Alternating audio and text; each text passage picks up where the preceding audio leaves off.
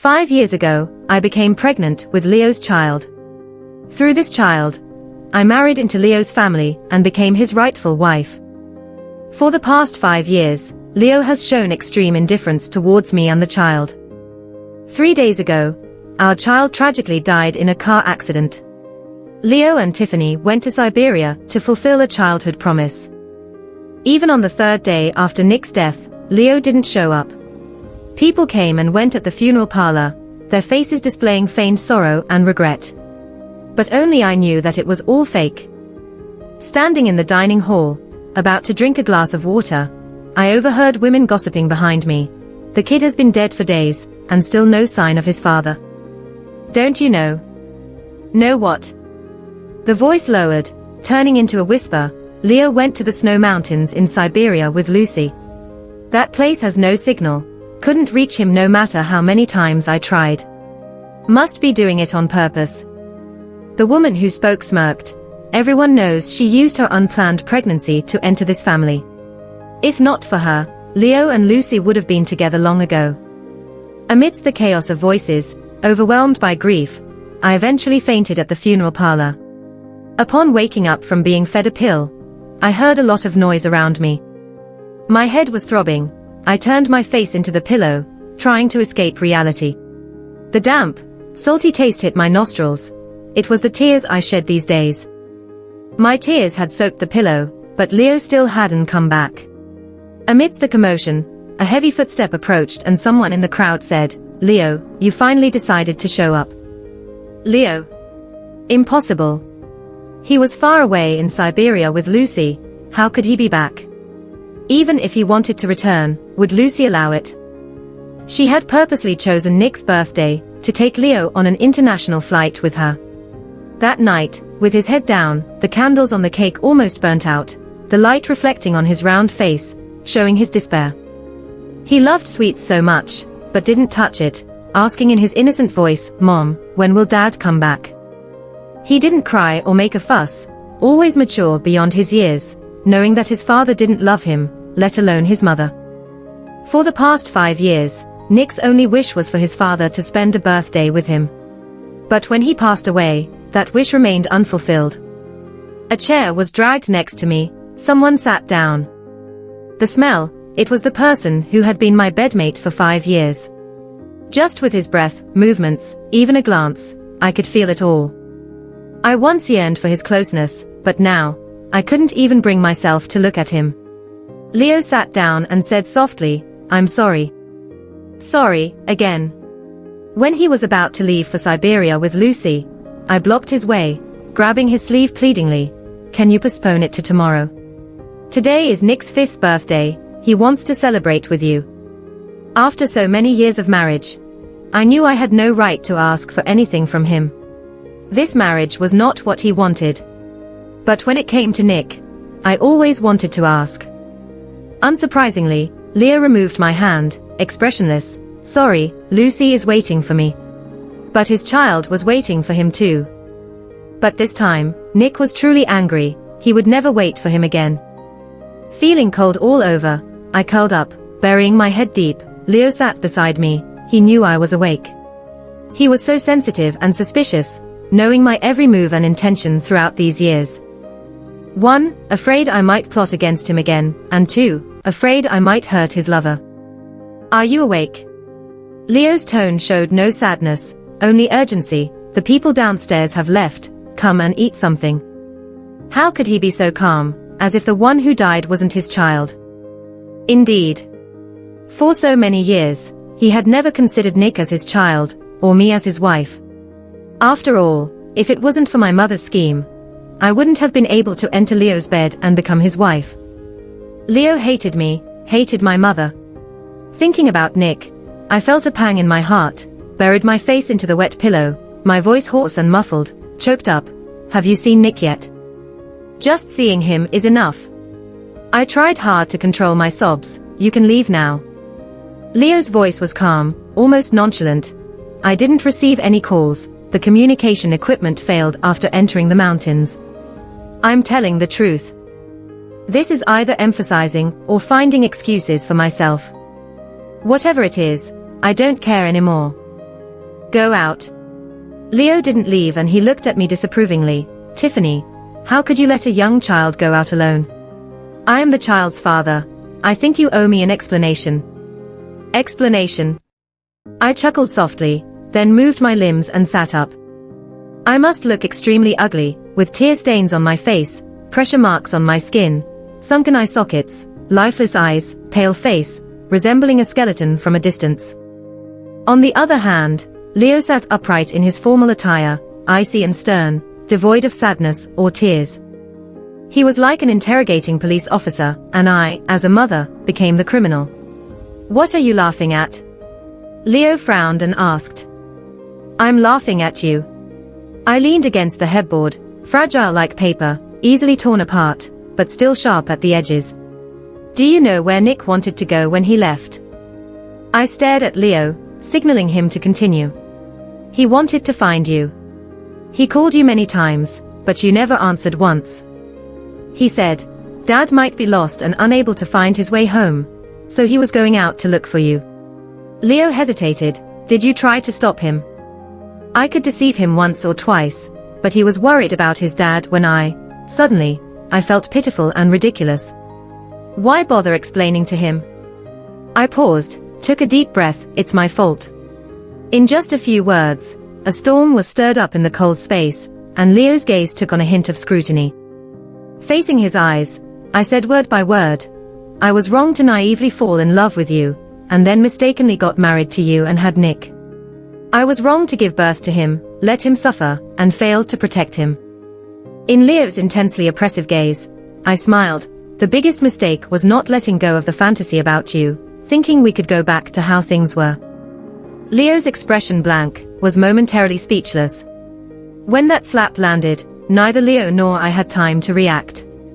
Someone rushed in from outside, crying and shouting loudly, then after hitting me, grabbed my shoulder. You can't even take care of a child. Are you even fit to be a mother? The one hitting me was Leo's younger sister. She was arrogant and insolent, didn't like me at all, especially didn't like Nick. She pushed Nick, gave him a rotten peach to eat, whispered in his ear that his father hated him. The sorrowful wailing at this moment was just a show in front of Leo. I sat numbly, taking several slaps, blood trickling from the corner of my mouth. Leo, this husband, looked on indifferently, unmoved, with indifference in his eyes. From the past until now, he never reached out a helping hand when Nick and I needed it most. My hair was being pulled, it hurt. In the midst of insults, I met Leo's cold eyes. Once, if I tripped and scraped my skin, he would be extremely concerned, frowning and asking if it hurt. Times have changed. Now, I'm being hit in front of him, and he can just watch coldly. Over the years, from a young infatuation with Leo, to cautiously loving him when he was hot and cold, then marrying him in a scheme, becoming his wife. I used to love him, hoped, and felt guilty. But now, the tension held for so many days snapped. I suddenly sat up, grabbed Leo's sister's arm, and retaliated with a slap. She was stunned, covering her face, eyes wide with disbelief. In this home, except for Leo, I haven't wronged anyone, including Nick. This slap, I should return it. On the day of going to the cemetery, I had lingering wounds on my face, the left cheek swollen, a few scratches on the chin. If Leo hadn't intervened to pull me away from his sister, the injury might have been worse. But it was me Leo pushed away. Sitting in the car, a chill came from all directions, but I didn't feel the cold, staring blankly out the window. Leo sat beside me, then answered a call. It was from Lucy. On the day of Nick's burial, as his father, but he had to take a call from another woman at this time. His tone was always careless, but he had a special patience for Lucy. Yes, it will be a few more days. You can go back now. Huh? I half turned my body, feeling Leo's gaze sweep over, then handed me the phone. Lucy wants to talk to you. In the past, I would have thrown the phone out. But after losing Nick, what's the point of doing these things again? In Leo's surprised gaze, I smiled as I answered the phone, pressing it to my ear. The screen still held Leo's warmth. I used to long for him, his scent, voice, and warmth, wanting to be close. But now, just a touch made me sick. Lucy's voice came through the receiver, still casual and cheerful. "Tiffany, how are you?" I remained silent, feeling the aura of the people around me pressuring me, as if I dared to say something heavy to Lucy, Leo would immediately kick me out of the car. He had done such a thing before. It was on a snowy night, when I made a call to Lucy in front of him, warning her not to destroy someone else's family, which angered Leo, who threw the phone and drove me away. That night I walked in the icy wilderness for 2 hours. Later, I burned for a week, but he never came to see me. It was Nick lying beside my bed, his childish little hands on my forehead, calling for me, "Mom." I survived for Nick. If that child didn't have me, how could he survive in Leo's family? But now, I lost him. The life in me was being drained bit by bit, losing the will to survive. In my ear, Lucy kept asking, "Tiffany, are you okay without your child?" She spoke very softly, not letting Leo hear. "You must be not okay, because you lost your bargaining chip." Nick was indeed my bargaining chip to marry Leo. Without this child, I couldn't enter Leo's home. But without this child, what's the point of staying in Leo's home? This was not where I wanted to be, not from the beginning. I moved my dry and sore throat a bit. "Then I'll give him back to you." Lucy was stunned. "What? I'll give him back to you?" I was wrong again. I shouldn't have said that. "Sorry, he was yours to begin with." The phone was immediately snatched away. Leo hung up the call, with an incredulous expression full of hostility. "What nonsense are you talking to Lucy about again? What can a mother, who has lost her child, say to her husband's lover?" There were no warnings, no curses, just letting go. Letting go, to let lovers be together, this relationship, I had no strength to pursue anymore. I didn't even want this life anymore. In a drizzle, Nick was buried. The photo on the tombstone was taken when he was 3 years old. We had agreed to take a family portrait that day. Nick and I arrived early, waited from morning till night, surrounded by happy families, chatting and laughing, posing under the photographer's guidance. Amidst the laughter, my and Nick's absurdity was more pronounced. I could bear Leo's coldness, but what about Nick? Under the gloomy weather, at the cold tombstone, the photo on the stone didn't smile. After all, that day, Nick endured his loss to take the photo, not wanting to make me unhappy. Someone held an umbrella beside me. I bowed my head, prayed and repented in front of Nick's tombstone, praying that in the next life, he could have loving parents, not to endure the same cold eyes as in this life. Rain brushed past, and someone walked by. It looked like Leo. I opened my heavy eyelids, saw his black coat passing by, bending down to leave something in front of Nick's grave. When he stood up, I saw it clearly. It was a set of racing blocks. My heart skipped a beat, feeling puzzled. I grabbed Leo's sleeve, afraid of acting crazy in front of so many relatives and friends. "What is that?" I asked calmly. Leo turned around, looked back. "It's a birthday gift for Nick that he wanted to give you, but he didn't make it in time. He wanted to give it to you. We agreed on it." Startled by my desolate look, Leo grabbed my wrist. "What's wrong?" My legs weakened, my body twisted as if a knife was twisting inside me. I knelt in front of Nick's grave, realizing that on his last birthday, my child received a fake birthday gift, yet he still smiled. Nick must have known that I bought that watch, but I said it was from Dad. He gladly accepted it and even said he wanted to thank his dad. He knew everything. He knew that for years, his dad never loved him, never even prepared a birthday gift for him. Only after death did he receive a late gift. But what's the point? The atmosphere at home was heavy. Leo's father was waiting for him, holding a cane in his hand, his thick eyebrows furrowed, speaking gently to me. "Tiffany, you go upstairs first." I knew. His father was going to deal with Leo again. Leo's father was the only person in the family who liked me, trusted me, and supported my marriage into the family, all because my father saved him in a critical situation. Without my father, the pillar of the family collapsed. In return for my father's favor, Leo's family gave my mother a maid job, which was easy and well paid. Leo's father also arranged for me to attend the same school as Leo, instructing him to take care of me like a sister. Leo did indeed do so, but I was foolish enough to fall for him. Leo's father found out that Leo was late at Nick's funeral and dismissed everyone, preparing to discipline him. The maid ran up and dragged me, her voice hoarse, desperately pleading with me, "Mr. usually likes you the most. Please go and say a few good words. You must go quickly."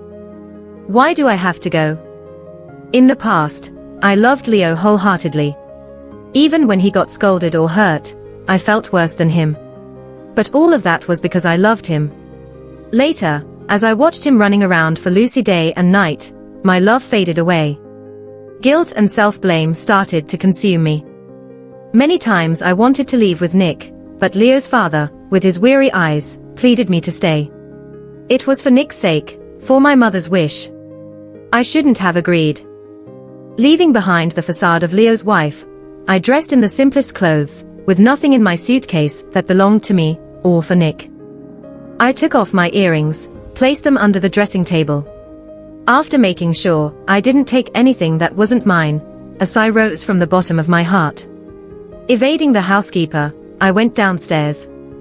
Leo was already beaten, kneeling on the ground. He grit his teeth, enduring the pain. When his red eyes met mine, I didn't spare him a second glance.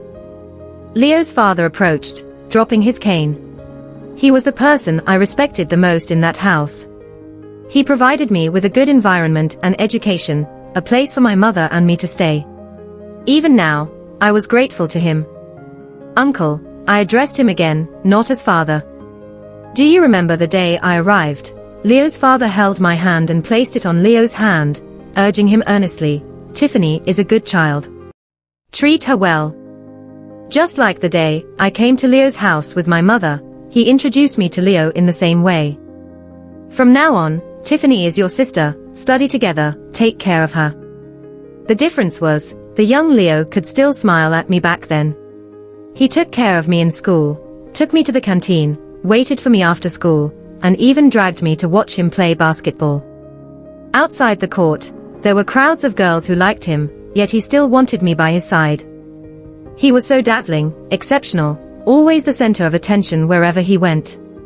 I, on the other hand, was as ordinary as can be. When I was with him, I always kept my head down, dressed plainly, tied my hair in a ponytail. I was too shy and introverted to be likable. People at school knew that Leo liked being with me, because his father owed my father a favor. He was kind and didn't mind my awkwardness and shyness, always taking me wherever he went. But when Lucy appeared one day, everything changed. She became the one watching Leo play outside the court, the one eating at the canteen with him. How she stealthily emerged by Leo's side, I couldn't recall. All I remembered was that at first, I didn't realize anything. Leo's inexplicable coldness toward me and a classmate's remark in the restroom made me step back. After that, I distanced myself from Leo, refusing to eat with him, go to school with him, and even avoid seeing him at home. But when I appeared in the canteen with a male classmate, Leo came over, standing by the table, looking down on me as if I were beneath him and asked, "Are you dating someone now?" Eventually, by a twist of fate, I broke up Lucy and Leo, and it was time to return that position to Lucy. As Leo stood up from the ground, seemingly unaffected by the beating, he looked at me, but I turned to Leo's father, saying, "Uncle, I've left everything that should stay in the bedroom. I'll be leaving today. Moving out, getting a divorce." I had discussed this with Leo's father a few days ago, and though he disagreed and tried to persuade me to stay as he did in the past years, he also knew that without Nick, I wouldn't stay in the cage my mother had built for me. Leo looked puzzled, not understanding what his father and I were talking about. "Where are you going?" One sentence from him angered Leo's father. "You brute, shut up." Leo furrowed his brows, his expression complex. "Tiffany is my wife. Do I not have the right to ask where she's going?" He knew I was his wife, but somehow, I was never recognized as such. Leo's father was so upset that he clutched his chest, his complexion turning pale. I went to support him and whispered, "Uncle, please calm down." Uncle expressed deep regret for the breakdown of my marriage with Leo, knowing that the fault lay with Leo. He didn't blame me. This was my fault, for not raising this boy properly and letting you suffer, and if your mother knew, they would surely blame me. Uncle, it's all right. I helped him sit down, meeting Leo's inquisitive gaze. Take care of Uncle, he's not feeling well. After many days without the sadness and tears from before, my calm demeanor now seems even more mournful. Passing by Leo, he grabbed my wrist and demanded to know where I was going and why. Not wanting to linger on him any longer, I barely glanced at him and forcefully pushed his hand away. On the third day after leaving Leo's home, I fainted at my own house. It was expected. I had been diagnosed with stomach cancer 2 months ago when Nick was still around. I had been cooperating with treatment, and the day I received the diagnosis, I had confided in Leo. But all I received in return was his cold indifference.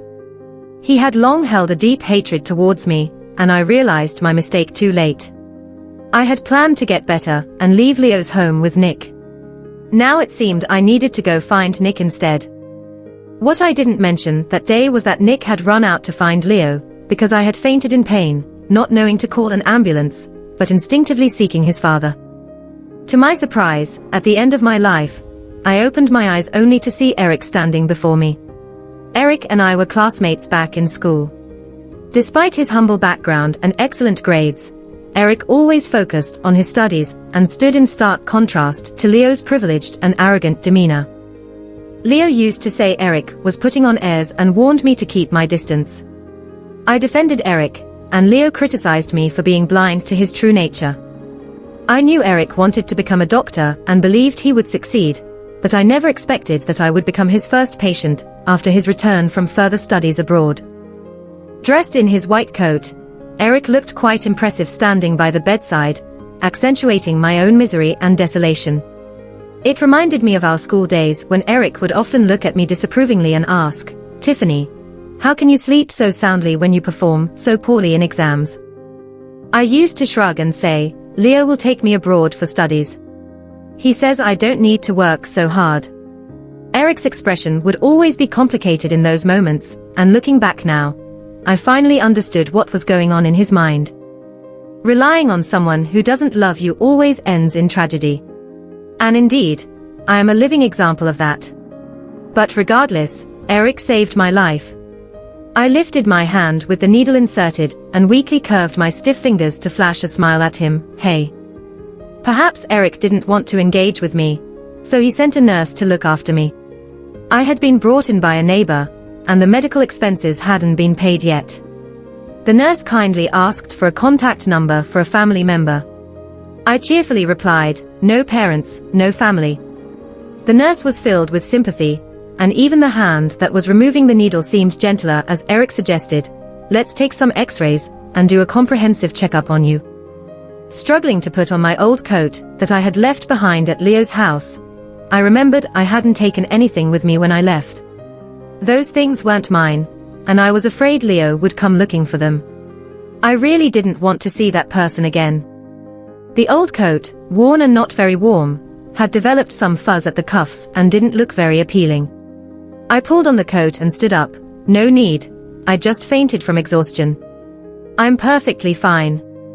At Leo's house, apart from his uncle, no one had respected me. They all knew I was a dependent, had calculated their way into Leo's bed, and had thus assumed the role of Leo's wife. Over the years, I hadn't enjoyed the treatment or love befitting Leo's wife, instead living more like a maid.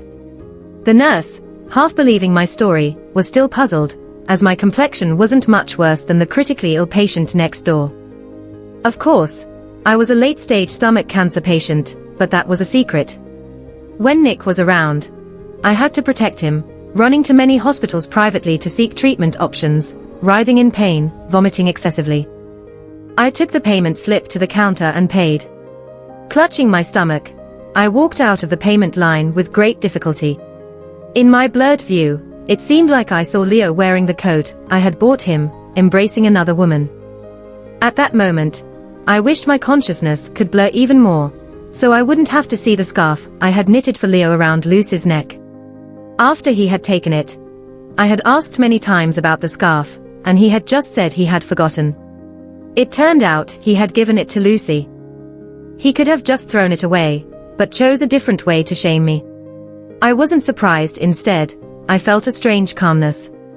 Perhaps in that moment, Leo had exhausted all the love and guilt I had for him, along with Nick's death.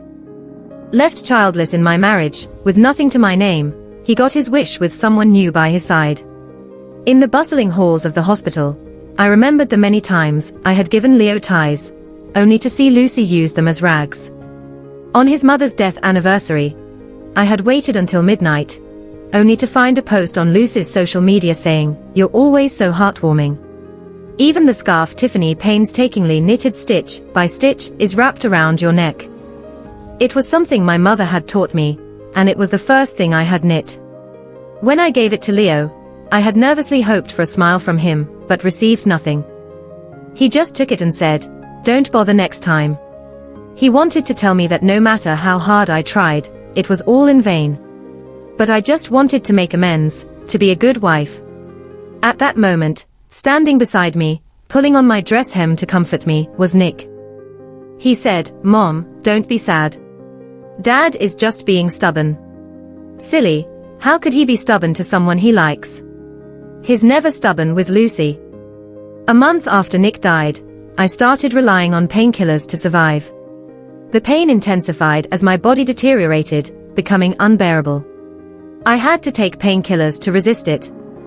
After each bout of vomiting, I felt like an empty shell, with my stomach and insides emptied. I had to take a lot of painkillers, holding Nick's favorite teddy bear to fall asleep.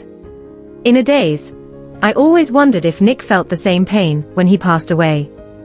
He didn't have painkillers to take.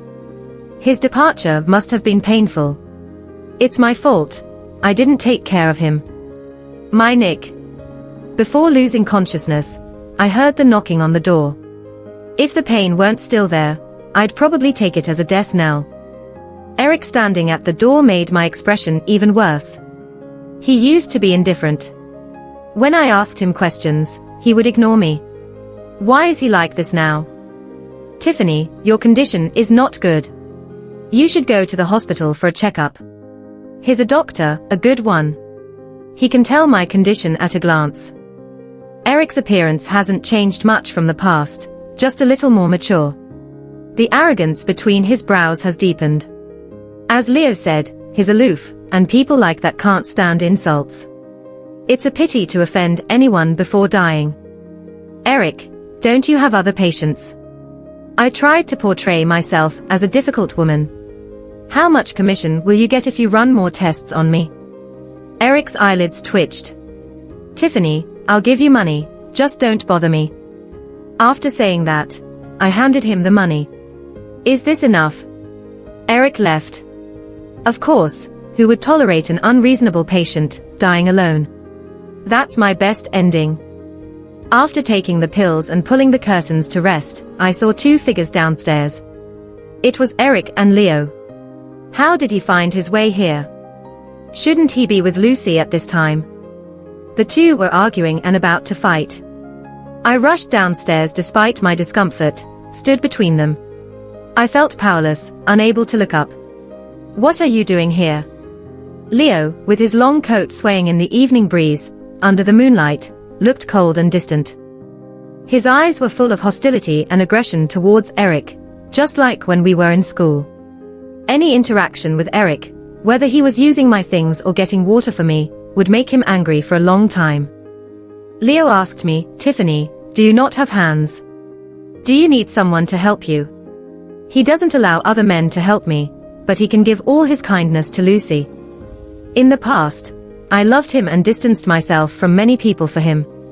Now, I just want to follow my heart. I stood in front of Eric, turned and urged him to leave quickly. Leo and Eric were staring at each other with silent tension, and if it weren't for my request, he wouldn't leave like that. Leo, seeing this, showed a cold smile. "Having a good time here, running around with your lover." In his eyes, being ignored by her husband, disliked by everyone, losing a child, is a good time. After marriage, he hated me, humiliated me.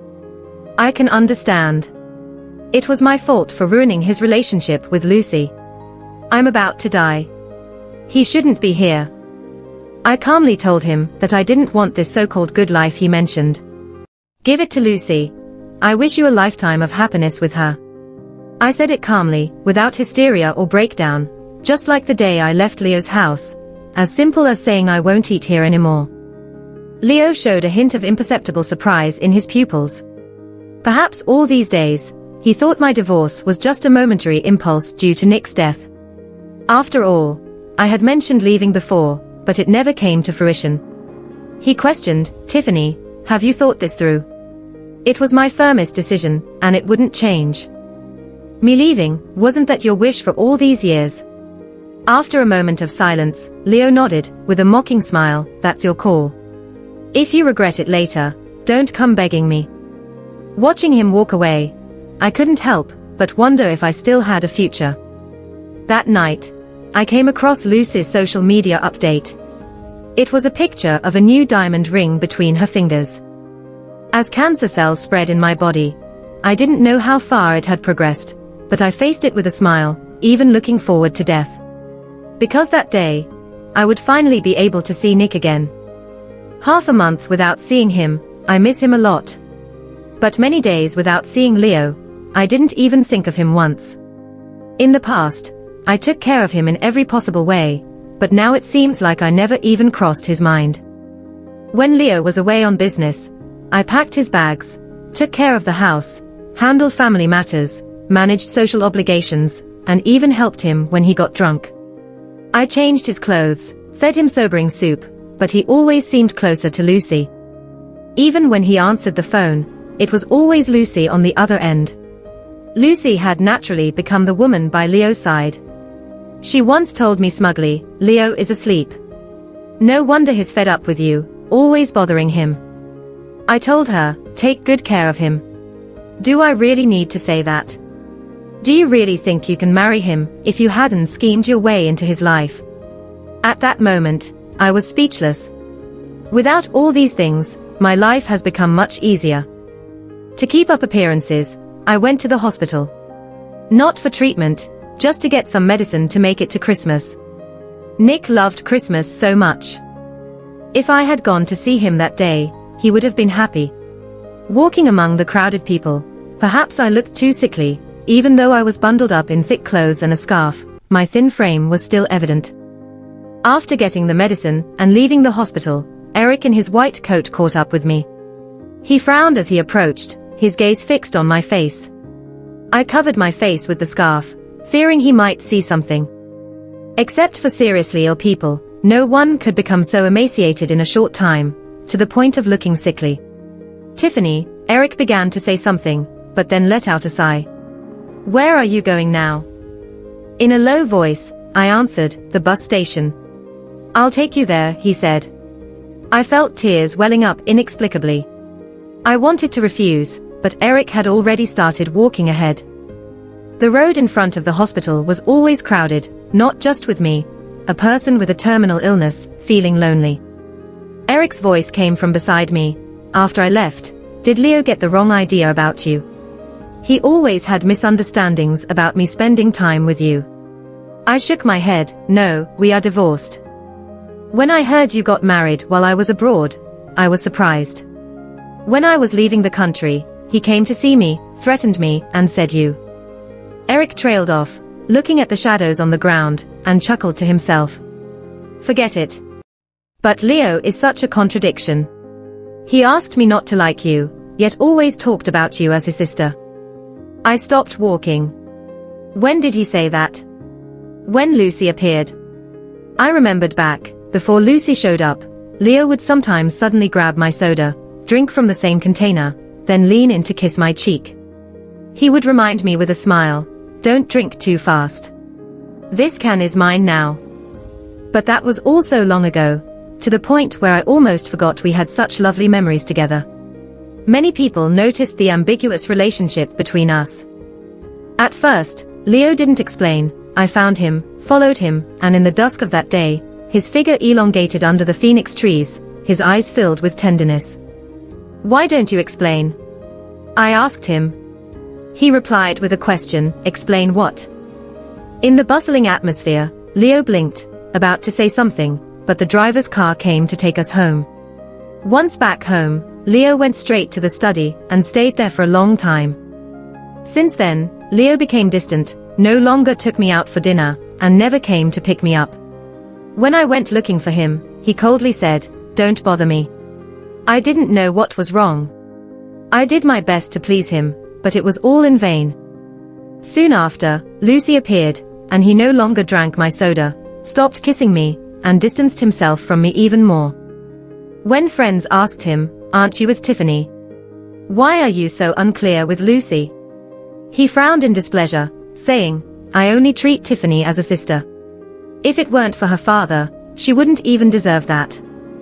That's why when I called him on my birthday, Leo suddenly turned dark and warned me in a cold voice, "Tiffany, you live here because of your father, not for any other reason. Don't go around telling people about our relationship. Before you speak, ask yourself if you even deserve it." It was such a cold statement that it broke my heart. A few days later, my mother told me not to have any lofty fantasies, that we were just guests in Leo's house, and should be cautious in everything we did. Since then, I put away any inappropriate fantasies and admiration, until all these feelings began to fade, and my mother sent me to Leo's bed again. I spent the rest of my life regretting and remorseful. Facing Eric, I said, "Leo and I have no relationship at all." It only took a few hours for those words to reach Leo's ears. The desolate night sky enveloped the dark vehicles. Leo stood by the car, his coat off, wearing just a suit. Smoke curled around his fingertips and draped his body, making him look unreal, like he had no real connection to anything. "No relationship," he said. "Tiffany, you bore me a child." He even knew about our child. Eric must have told him.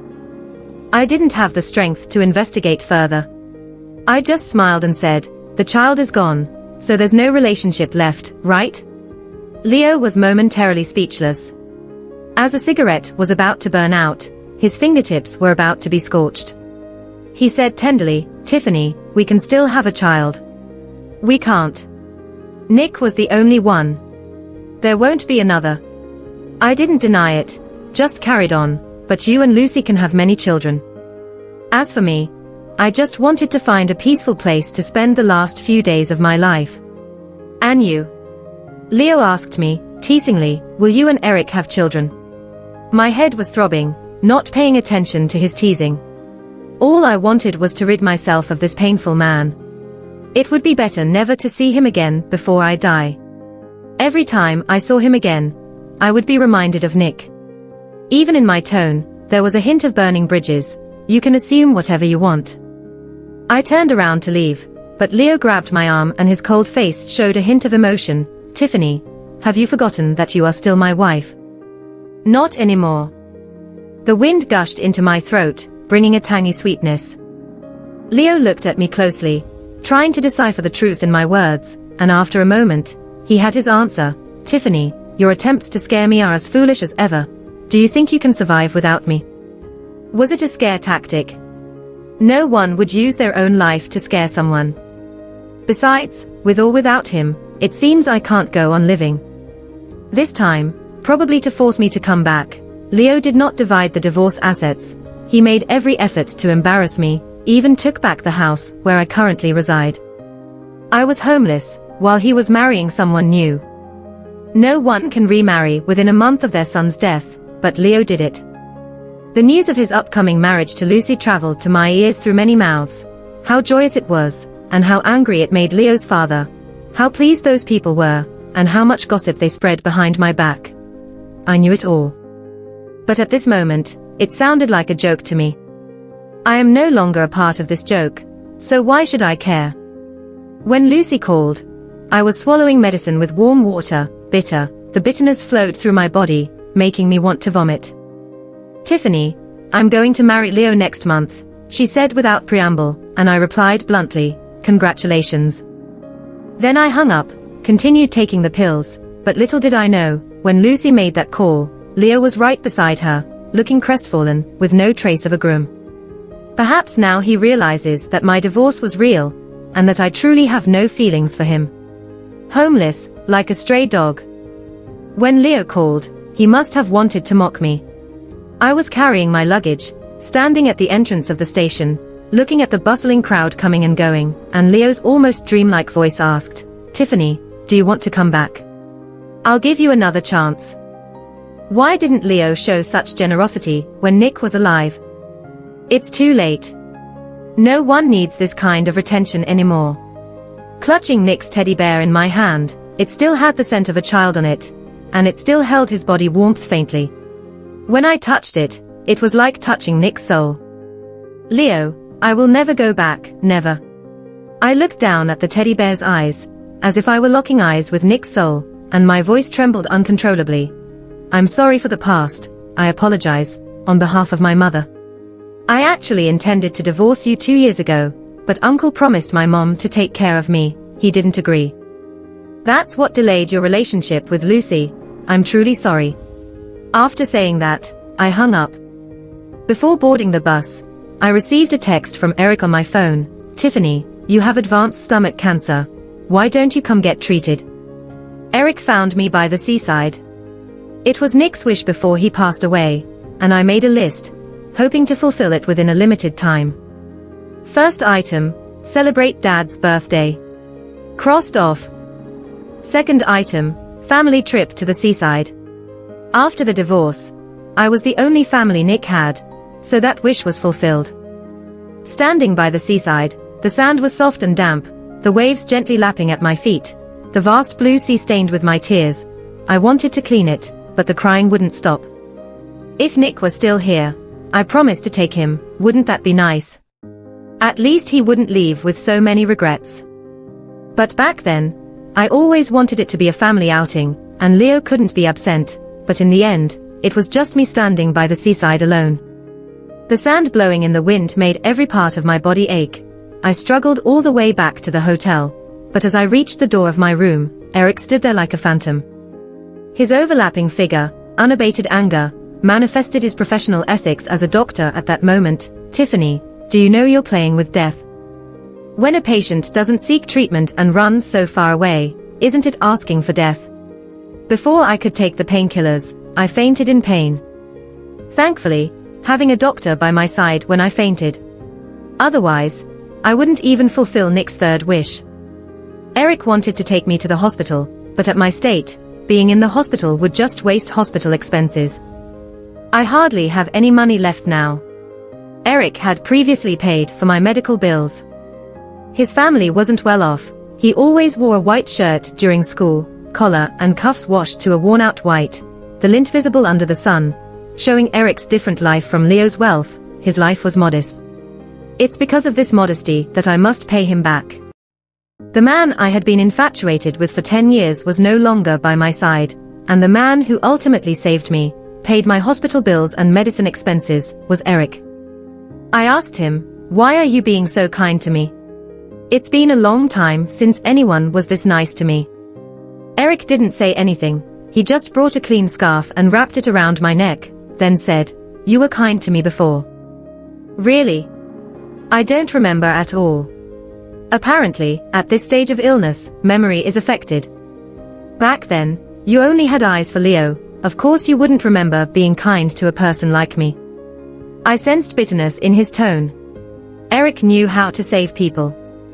He brought me medicine, looked at my ailing appearance, and said with emphasis, "Painkillers won't save you, in your condition, you'd better start chemotherapy as soon as possible." Will chemotherapy save me? It will only make me suffer again, leave in an ugly way. I don't want that. I want to leave beautifully, so Nick can recognize me. I don't want to scare him. Eric's silence was the answer. He's a doctor, but facing cancer, no doctor can guarantee a patient's life with 100% certainty. Holding the cup of hot water, there was a sense of resignation that came with it.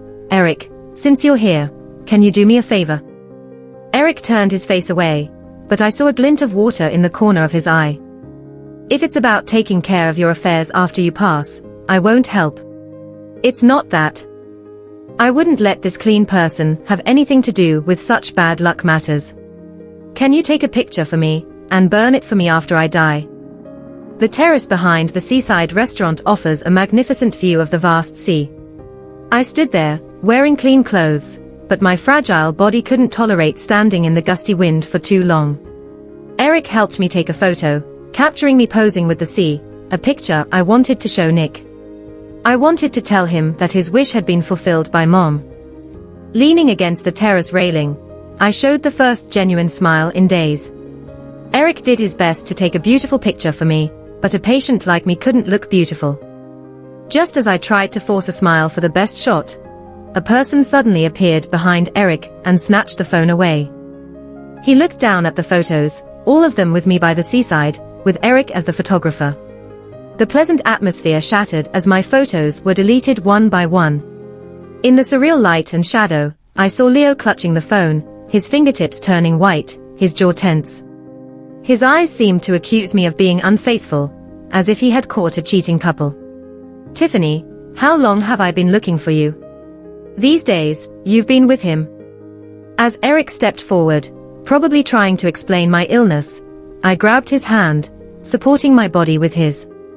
"I hadn't even congratulated you on your marriage yet."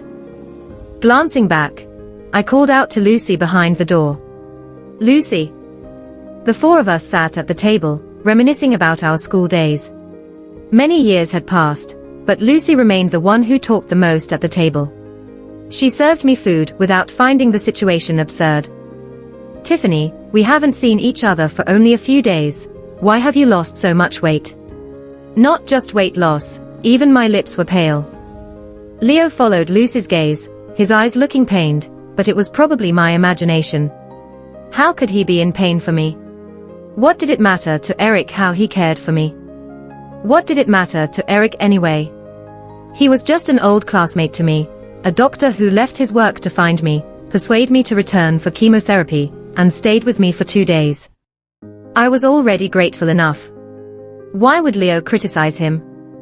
How he cared for me was our business. This was the first time I had made Leo lose face. Following behind him during our school days, like his little tail, paying attention to him. Marrying him, taking care of him when he got sick, and now I was alone without him. Lucy gave a forced laugh and put her hand on Leo's back. "Leo, look at me, Tiffany is surely fine. You worry too much, don't you?" Leo withdrew his hand, and that's when I noticed Lucy's missing ring, the one Leo was wearing. It was our wedding ring. What did this mean? Throughout the years of marriage, I was the only one who still wore the ring, just like this marriage, always a one-woman show. I quit acting, and Leo put the ring back on, which was too ironic. "Tiffany, I remember you used to love spicy food the most," Lucy said as she placed a piece of roasted lamb in my bowl, the strong spicy smell making my throat uncomfortable. Eric pushed the plate away, saying, "The past is in the past. Just because she used to like it, doesn't mean she still does. Eating spicy food with stomach cancer is deadly." Eric tried to defuse the situation, but Lucy teased him, remarking how he always liked to protect me. "I always said you two were well matched, and now you're finally married. I haven't even congratulated you both yet. Are you done?" Leo's tone was cold, his mouth shut firmly. Awkwardness and panic flashed on Lucy's face. How could he speak to her like that? I was even surprised. He cherished Lucy the most, sheltering her in his heart. Yet now, for a simple joke, he had turned cold. Why did he intervene now when he used to joke along with Lucy during our school days? The piece of meat was pushed towards me again. I didn't like it, but he always insisted I eat it. "Will you be satisfied only if I eat it?" Resigned, I picked up the chopsticks, tears welling up in my eyes. I once loved him, then felt guilty living with him, and now I had nothing, but he wanted to force me to die. Without waiting for his response, I ate the piece of meat under Leo's astonished gaze, Eric suddenly taking the chopsticks from me. "Tiffany, why were doctors always so surprised? It's not poison. I didn't want to die. I just wanted to get away from Leo." It was strange. I had longed to see him at the wedding, but he was never around. After the divorce, he kept showing up. But why would I need him now? Suddenly, the pain gripped me. I covered my mouth, face turning white. Eric stood up and blurted, "It's a good thing you're Tiffany's husband. She has stomach cancer." His voice trailed off abruptly. I held onto his hand tightly. Leo looked confused. "Stomach what?" "Stomach disease." The words came out, and I couldn't help but cough, coughing up a crimson splash into my palm. But stomach issues shouldn't cause coughing up blood. Since returning from the seaside, Leo had been increasingly present, while my complexion worsened. He grabbed my hand to take me to the hospital. I shook off his hand. "Don't bother me anymore, okay?" My determination made Leo flustered. "Tiffany, you never told me you had a stomach problem." My voice was dry, raspy like a rusty saw sawing through old wood, creating distance between Leo and me. "It's just a stomach issue, you should go care for Lucy instead. You're not afraid I'll really marry her?" Leo gripped my wrist tightly, his body temperature melding with mine. "Without Nick, what's the point of being Leo's wife? Now I just want to wish you a large family. Leo may have more children in the future, but there will never be another Nick, his first child, the debt he can never repay in this lifetime." After Nick's death, Leo rarely showed his grief, but in a blink of an eye, he stood before me, full of sorrow, and said sincerely, "Tiffany, in your heart, is this child more important, or am I more important?" "Nick is important." I pressed my lips together, swallowing the pain and sorrow. Without Nick, our marriage wouldn't have lasted this long. In an instant, something shattered in Leo's eyes. I pushed him away, went upstairs, and locked the door, swallowing many painkillers. But before the effects of the medicine kicked in, the twisting pain in my abdomen caused chaos in multiple organs, as if a giant hand was roaming and torturing me from within. I rushed to the bathroom, vomiting, and caught a glimpse of a strand of unraveling red blood. Glancing down as I closed the window, Leo was still standing there, like a statue in the evening breeze and darkness. Exhausted, I collapsed on the bed. After some time passed, Leo's phone rang. He seemed drunk, not even aware of what he was saying. I only caught one sentence clearly, "Tiffany, I miss Nick." I hung up, painfully adding that number to the block list. I couldn't forgive myself, this illness was my punishment, one that I willingly accepted. But before I die, Nick's wishes had two more things left. The third wish, he asked his dad to promise to get him a kitten. He said all his kindergarten classmates had one and he wanted it too. But when Leo heard it, he showed disgust. He said to the child, "Don't you have enough by having one with you?" Leo didn't want another bond with me. I could understand that, but he shouldn't have spoken to the child that way. We had a big fight that day, he called me an unreasonable shrew, and I told him he didn't deserve to be a father. He sneered, "You think I wanted to be this father?" The blood surged to the soles of my feet. I rushed forward and slapped him. He pushed me onto the broken glass, my palm dripping blood as he callously left. That day I thought the driver had taken Nick to school, but he was hiding in the house. He wiped the blood off my hands, crying helplessly, his little face wrinkled and his hands wiping his tears, saying, "Mom, I don't want the kitten anymore. I don't want it anymore." Nick had few desires as he grew up. I wanted to fulfill his wish, so I bought him a kitten. It was also snow white, very small and soft, well behaved in my arms, hardly meowing. Nick loved it very much, taking care of it diligently for a few days and named it Circle. The next few days, Leo didn't come home. But when he did, he threw Circle out. Nick said it was okay, but I knew he was sad for a long time. I went to a pet store, wanting to see more kittens for Nick. Their colors varied, some lazy, some lively. One of them was scratching the glass with its soft pink paws. It was all white, but had a black mark on its ear. I recognized it at a glance, it was Circle. It had gained some weight, chubby cheeks, quite round. When we first got it, it was so small that Nick could hold it in both hands. The day Leo threw Circle away, Nick didn't say anything, but the pillow was wet with tears the next day. Seeing Circle was like seeing Nick again. Overwhelmed with emotion, I tapped on the glass, startled the pet store staff, and they pushed me to leave, thinking I was crazy. I wasn't crazy. I was just too excited. Excited to have what was lost again. Nick's circle was found again. Could I see Nick again? But the one who came to take circle wasn't Nick, it was Lucy. She walked out of the pet store, her eyes met mine, then looked at the cat. Tiffany, do you like this cat? Our Rose is so well behaved. Do you want to pet it? It wasn't called Circle anymore, but it was Circle, I remembered. I suddenly reached out to grab the cat, scaring Lucy. Tiffany, what are you doing? Are you accustomed to grabbing things? It's Nick's cat, not yours.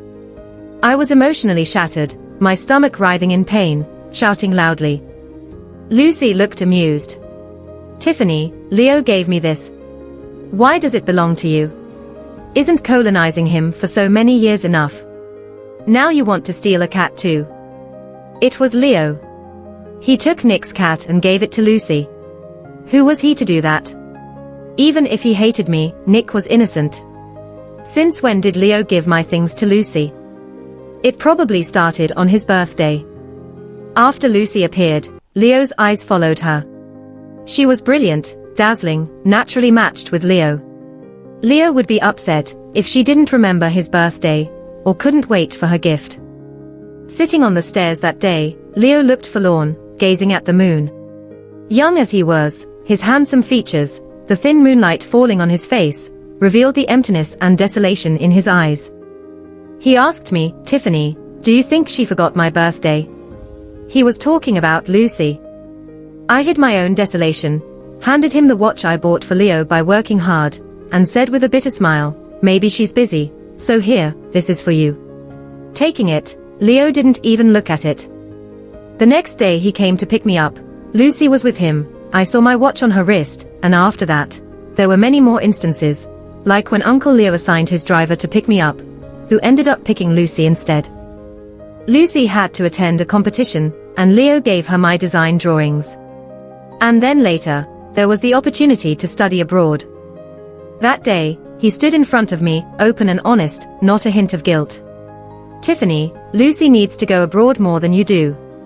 She's talented and shouldn't be wasted. On the same day, my mother was diagnosed with stomach cancer, with little time left. She hoped Leo would take me abroad, it was her dying wish, and Lucy had snatched it away. I couldn't help but sit by my mother's bedside and cry all night. I didn't know if I was crying over losing the chance to study abroad, my dying mother, or Leo's cruelty. At that time, I didn't understand how deadly a child's tears could be in a mother's eyes. It could even make my mother, who had lived a quiet and unremarkable life, take action against Leo. The night before Leo and Lucy were to go abroad, I slept in the same bed with him. I understood my mother's intentions. She was afraid Leo would marry Lucy, afraid I wouldn't have a place in Leo's family after she was gone, afraid I would be left with no support. If I had known the drink was spiked, I wouldn't have touched it. But Leo didn't believe me. He grabbed my neck on the bed in the hotel, accusing me of being with Eric and climbing into his bed. He said, "What's the meaning of this?" I said I didn't know. He laughed, a heartless laughter, his grip getting tighter. His words were like a sharp blade, tearing open my chest. "You're just like your mother, a vampire by nature." Those were the last few days of my mother's life. I went to her with a face full of scars, accusing her, blaming her, asking her directly, "What's the relationship between you and Uncle Leo?" She paled, the white mist from the oxygen mask layer by layer, her voice hoarse and deep. "Who told you?" "Leo." I cried again, telling her, he said, "If a mother can't do it, then the daughter should." My mother shook her head stiffly. Crying, I asked, "Mom, what do I do now?" That was the last thing I said to her, the last time I saw her. In my dreams, I kneeled in front of my mother's grave, telling her I was wrong, but it was a pair of soft, warm hands, smelling like a child's, that responded to me. It was Nick. Yet in an instant, his hands turned cold, his body stiffened, and I held him, crying loudly, shouting in confusion, "Is there anyone who can save my child?" No one could save him. I watched him take his last breath in my arms. In my dreams, Tears streamed down my face. Later, I found out that my mother had almost been with Leo's father, but when she got sick and learned about my feelings for Leo, she wanted to help us. But by then, Lucy was by Leo's side. She took on that blame for my sake, even if she had to be harsh before leaving, to ensure I had a secure and prosperous future. But I disappointed her. I didn't keep the title of Leo's wife, couldn't keep my own child, and ended up with the same illness as her. Waiting is too long, and here, this is how I am, waiting day after day for Leo to come home. But this time, why am I already tired after just half an hour? Life seems to be slipping away. At this rate, I wonder if I'll make it to Christmas. Nick used to love Christmas the most. This year's Christmas gift is Circle. For Circle, I had to come here myself to see Leo. When Leo arrived, I was waiting downstairs in the old building. His face was pale as paper, his brows furrowed. Surprisingly, there was a touch of gentleness in his tone. Why aren't you resting in your room? Your face looks terrible. Hasn't your stomach ailment improved? What stomach ailment? It's cancer. It's incurable. I avoided his hand that reached out to touch my forehead. No need. I'm here to ask you, did you give Circle to Lucy? What Circle? He didn't know what Nick's cat was named, simply gave it to Lucy and renamed it Rose. I couldn't laugh or cry, just faced him calmly. Nick's cat belongs to him. Leo's eyes showed a mix of emotions. He reached out to gently touch my face, his expression filled with apologies that I couldn't ignore. Let's go upstairs first, we'll talk about the cat later. I couldn't wait for later. I just wanted Nick's cat. My voice rose uncontrollably, and when I was about to cough from the rising anger, I bent over, my face reddening, my vision blurred from coughing. Leo patted my back to help me breathe, but I pushed his hand away urgently, my expression desperate. Don't worry, I'm calling now. Taking out his phone, Leo glanced at the empty coffee table and snapped irritably, is no one here to pour a glass of water? Is everyone dead? It was rare that he cared if I had water to drink.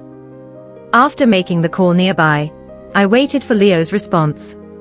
He walked over, his tone determined, I'll get Circle back for you. Can you stay here and wait for me? Seizing the moment, I brought up another serious matter. Can you give me the portion of money that belongs to me after the divorce? I need money right now. I have to pay Eric back. He's not from a wealthy family, and I've spent too much of his money these days. I need to pay him back. Leaving the situation lightly is better. Are you here to ask me to find the cat or for money? I said, both. His expression became much more complicated. Dragging his weak body, he took a card out of the leather folder at the head of the bed and handed it to me. Password, Nick's birthday. He remembered Nick's birthday, remembered that day, but never showed up. I took the card, but he didn't let go. I'll give you the money, but it's not a divorce settlement. Leo looked serious. Tiffany, wait for me. I'll go find Nick's cat, and we can start over. I've redecorated Nick's room, and we can celebrate his birthday together next time, okay? But I won't be around for Nick's next birthday. Why couldn't he have agreed to celebrate Nick's birthday earlier? It's too late. Leo is really too late. Waiting for him feels like a lifetime. Tortured by illness, I stared at the Pay family manor, remembering the first time I walked in here with my mother when Leo still looked like a young man. We got married here, in our wedding dress that night, but I didn't get anything I wanted.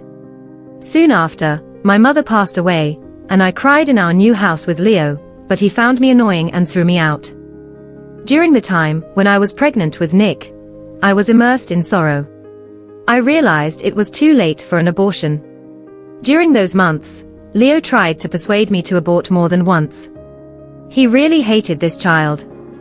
But I refused. I raised Nick by myself, taking care of him, comforting him, and making sure he was warm and safe. He would break my heart with a tear, but his smile made me forget all my troubles. Nick knew his dad didn't love him or me. He harmed himself to get Leo to visit us. But that's not what I wanted. I just wanted Nick to be okay. I told him softly that I didn't want him to hurt himself, because he was the most important thing to me. But Nick didn't listen. He just wanted his parents to be together. Eventually, Leo found out, but even that didn't make him come back until he heard about Nick's death. He thought it was a joke.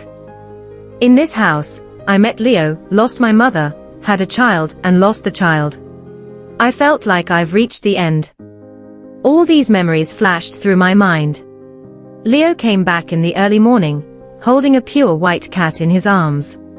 He touched my nose with the cat's paw. Tiffany, here's Circle.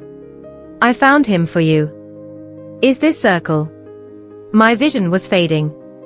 I hesitated when reaching out to grab the cat, noticing the different eye color, though the ears and size were similar, but not the same. It was intuition. Leo asked me, what's wrong? As he let the cat lay in his arms, saying to himself, when Nick was little, I was afraid having a pet would hurt him, and you'd be upset. So I didn't let him have one. I lowered my hand, deciding not to hold the cat.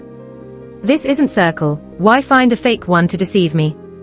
Nick would be disappointed if he knew. Leo, it's too late now. You don't need to lie to me. I've waited a lifetime here. But in the end, I didn't even get to see Nick's cat.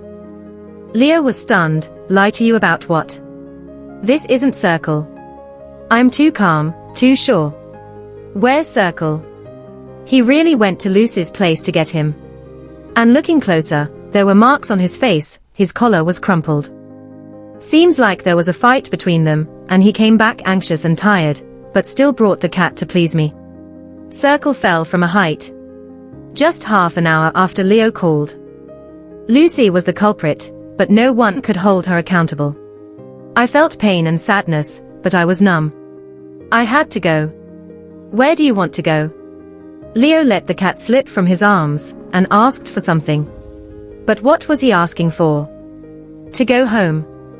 I felt drained, and as I blacked out before finding Nick, I muttered 3 words in front of Leo. It was noisy. Who was knocking on the door, calling my name? I tried my best to stay awake, but the fragmented noise in my hazy mind sounded like a man shouting and breaking things. The family doctor's collar was being grabbed. She's my wife, she's sick, why didn't you tell me? I saw it. The family doctor was standing next to him, with a cold look on Eric's face.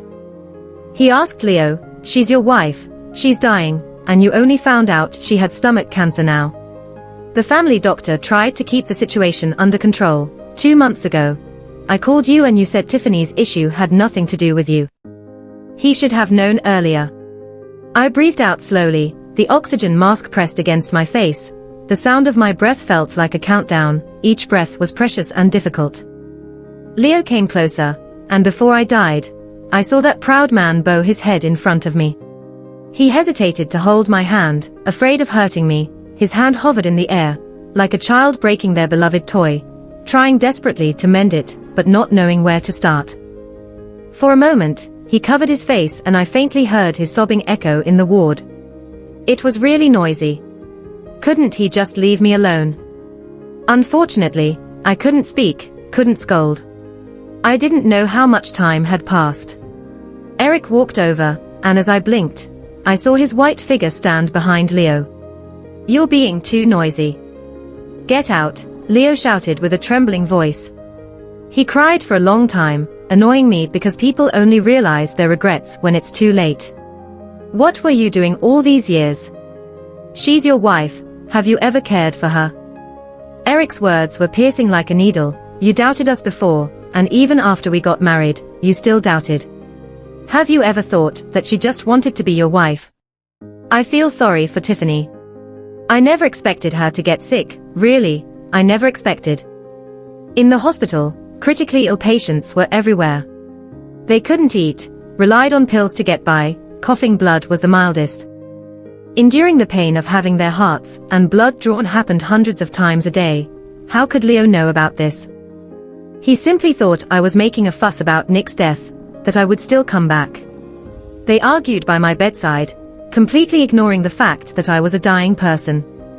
Leo gently tucked my hand under the blanket, turned his back to Eric. Aren't you a doctor? Can you save Tiffany?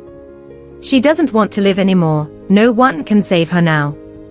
At this point, what Eric said was true. Leo, get out. The room fell silent.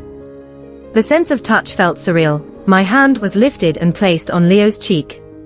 He kissed my palm, tears streaming down. Why didn't you tell me you were sick? Because Nick was gone, you gave up on treatment. What should I do then? Is there even a little space for me in your heart? Leo used my limp hand to slap his own face. It's my fault. We are a married couple. Tiffany. Slap me when you wake up, scold me, hit me. I'm willing to take it. He called my name, I could hear it. I wanted to break free from his grip, because I saw Nick waving at me, calling me Mom, saying, Mom, it's so dark here, I'm scared. I wanted to run to hold him, but Leo's hand held onto me tightly. Why wouldn't he let go at a time like this? A needle pierced my skin, the pain made me furrow my brows, my toes curling, feeling like every bone joint was hurting. The medication entered my body, momentarily numbing the pain, but the pain of life was something no drug could erase. Someone at the end of the bed was busy. It was a doctor, a nurse, their anxious voices buzzing in my ears. The life signs on the monitor were very weak. At the brink of death, I seemed to see Nick again. He sat on a soft grassy field, his small body lying in the grass, lifted his head, his soft little face sporting dimples and a smile. He sweetly called me Mom. I wanted to embrace him, but someone was calling my name by my ear. The scene twisted, Leo's face appearing before me, calling my name, but I wanted to go with Nick, wanted to say stop and leave like this, my final wish. But he didn't stop. These days he brought the best doctors to save my life, but no matter how good the medicine was, it was useless for me. I had lost the will to live, my consciousness following Nick in my dreams. But in reality, Leo held me back, not letting me go. Until there was a fluctuation on the monitor. He had saved me. He claimed to be my savior, my life belonged to him now, asking me to cherish it. I lay in the hospital for a week, Leo never left my side. But I knew, I couldn't hold on much longer. At the end of life, I saw the last person I wanted to see. On Christmas Eve, Lucy stood by my bed, reveling in my misery, taunting my ugliness and sickness. She said, it's karma. Leo's karma. 4 years he played me, used me, made me love him unconditionally, only to tell me he never loved me, even wanted to take back the cat he gave me. Why? Her words hit me in my dying heart, gradually realizing that in the end, none of us got what we truly desired. Tiffany, you must be wondering why he hated your child. She leaned in close, whispered the fatal blow while I still breathed, because he thought it was Eric's child, not yours. I told him, forged paternity test. And he believed. She laughed, tears welling up, he actually believed. He was actually glad when your child died, thought he could start anew with you. His supposed new beginning turned out to be the end. I struggled to decipher whether the intense pounding in my chest was anger or something else. Leo tried to comfort me but failed. I should have known, you had lost so much weight, looked so pale. Why didn't I realize you were sick? He hadn't noticed. But I had told him. I had mentioned it before. That day, I asked, my stomach keeps hurting lately, what if it's terminal? Leo had just set down his chopsticks. Don't talk like that. We won't let that happen. It's too ominous. But now it really is terminal. Doesn't he find that ominous? Christmas Eve nights were always lively and bustling. The Christmas tree looked beautiful, standing tall in the center of the mall, adorned with many decorations. Passers-by often stopped to take pictures, the twinkling lights illuminated every smiling face. I sat in the car, wrapped in heavy clothing, my hat covering my eyebrows, leaving only my eyes visible through the car window, gazing at the Christmas night. It was snowing, the snowflakes were white, very pure, just like Nick's eyes. They were smiling, yet also lost. That time, I sat in the car with Nick. He pointed at the Christmas tree, and said it was beautiful. As I looked along with him, I saw Leo and Lucy standing under the tree. They were taking a photo there. My heart clenched, so I quickly covered Nick's eyes. Through the snowstorm, it seemed like I could see Nick sitting under the tree in a red sweater, touching the small bells hanging on the Christmas tree. Mom, this is so beautiful. It's really beautiful. However, Nick's smiling face was gone, replaced by Leo's worried expression, his arm around my shoulder, urging me to lean on him. Tiffany. I'm so cold. He wanted to warm me up, but he forgot he was frozen too. Should we go for a walk? I shook my head, only glancing from afar, treating it as celebrating Christmas for Nick. The snow continued to fall. My strength was dwindling. Leo seemed to sense my body temperature dropping, then he rubbed my wrist, but there were large bruises left from the needles. Tiffany, are you cold? Can you say something to me? His cheek pressed against my forehead. It carried a fresh, clean scent, but it made me feel so distant, like it was from a past life. Over the years, the scents he left me with were mostly from Lucy. Sitting in the car, he and I watched the snow together, his voice soft, floating in my ears. Tiffany, do you remember why I didn't explain things to you that year? I should have told you. Over these years, I've had many chances to tell you. The snowfall intensified. Is Nick over there cold? It doesn't matter. I'll soon be seeing Nick. After all, it was Nick's final wish. To always be with his mother. A frost seemed to form on my eyelids as I closed my eyes. I realized that in the end, what a person loses is their hearing. My soul felt detached from my body. But Leo's words kept going. Tiffany, if Dad hadn't told me he was going to marry your mom, if he hadn't made me see you as a sister, we shouldn't have ended up like this. Don't you think so? Tiffany. Tiffany, are you very cold? Tiffany, wait for me. I didn't wait for him. I wanted to be far away from him, in the next life, or even the life after that. I never wanted to see this person again. The voice grew fainter and fainter. It sounded like crying, like someone calling me. The light became very dim. In my vision, it expanded and then contracted. I was so tired. My eyelids felt heavy. I couldn't lift my hands. I wanted to hug Nick, but all I caught was a shadow. I kept chasing and chasing, crying, shouting, running until the very end. Sweaty, out of breath, I finally saw Nick. He was holding a snow-white circle in his arms. Mom, you're here. This time, I finally grabbed Nick's hand.